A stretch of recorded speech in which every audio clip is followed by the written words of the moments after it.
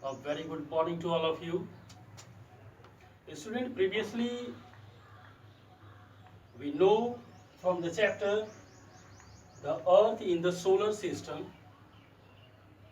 We know about what is geography, about who is the father of geography, about the Earth, about Purnima, about Amavasya.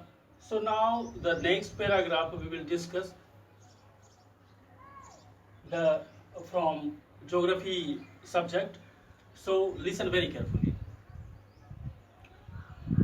The paragraph is, do you wonder what can't we see the moon and all those bright tiny objects during daytime? It is because the very bright light of the sun does not allow us to see all these bright objects of the night sky.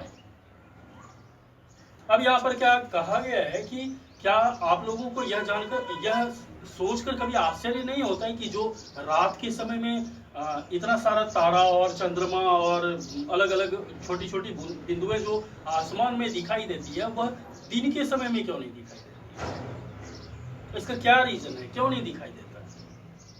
तो इसका reason ये है कि जब दिन में हम लोग के पास सन का लाइट आता है तो सन का लाइट इतना तेज होता है, इतना ज्यादा प्रकाश होता है उसमें कि उसके चलते हम लोग आसमान के तारों को और मून को नहीं देख पाते। यह सिर्फ सन के अत्यधिक लाइट के चलते होता है, ज्यादा प्रकाश के चलते होता है। आपको अगर देखना है, अगर आपको कुछ इसके बारे में जानना है तो आप एक काम कीजिएगा, आप एक टॉर्च लीजिएगा, टॉर्च के माउथ पर उसको एक पेपर से कवर करके रबर लगा दीजिएगा। उसके बाद उसमें पेपर पर टॉर्च के माउथ पर पिन से पिन कर दीजिएगा, उसमें अलग अलग तरह की हर जगह पिन कर दीजिएगा जिससे उसमें काफी ज्यादा छेद हो जाएगा। और उसके बाद आप एक डार्क रूम में उसको जलाइए। जब आप डार्क रूम में उसको जलाएंगे तो वॉल पर देखिएगा कि अलग अलग छोटा छोटा बहुत तरह का लाइट, छोटा छोटा पॉइंट बन जाएगा, उसमें लाइट पॉइंट बन जाएगा, अलग अलग बिंदु बन जाएगी उसके लाइट।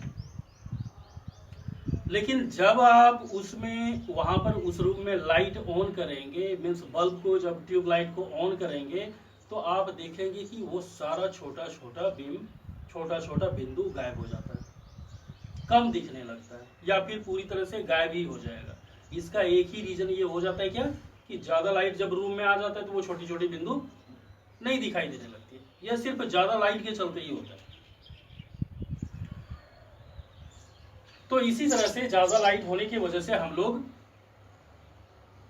रात में चमकने वाले तारे और चंद्रमा को दिन में नहीं देख पाते।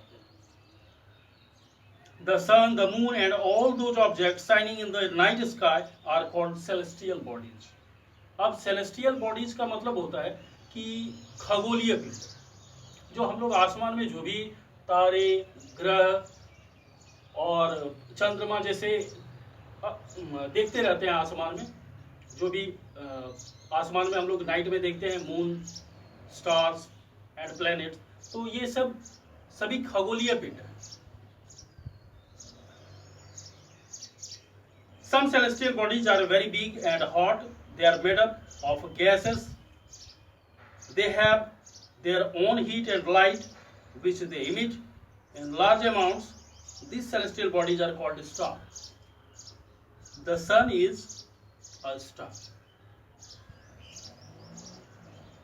कुछ खगोलीय पिंड जो होते हैं वो बहुत बड़े आकार के होते हैं और उसमें काफी ज्यादा मात्रा में हीट और लाइट होता है। यह इसलिए होता है क्योंकि वह गैसों से ही बना हुआ है। उसमें से बहुत ऐसे हैं जो सन से भी कई हजार गुना, कई लाख गुना बड़े, लेकिन फिर भी हम लोगों को छोटे दिखाई देते हैं। इसका कारण यह है कि वो काफी डिस्टेंस पर है, इसलिए वो मुझे छोटा दिखाई देता है, हम लोगों को छोटा दिखाई देता है। बट उसमें लाइट और हीट सन से काफी ज्यादा है, लेकिन सन हम लोगों के बहुत नजदीक है, इसलिए हम लोग सन के लाइट को और हीट को ही फील कर पाते हैं, दूसरे स्टार्स के लाइट और हीट को फील नहीं कर पाते। इसका रीजन सिर्फ यही है कि वो काफी डिस्टेंस पर है, और उन सभी में सूर्य भी एक तारा है।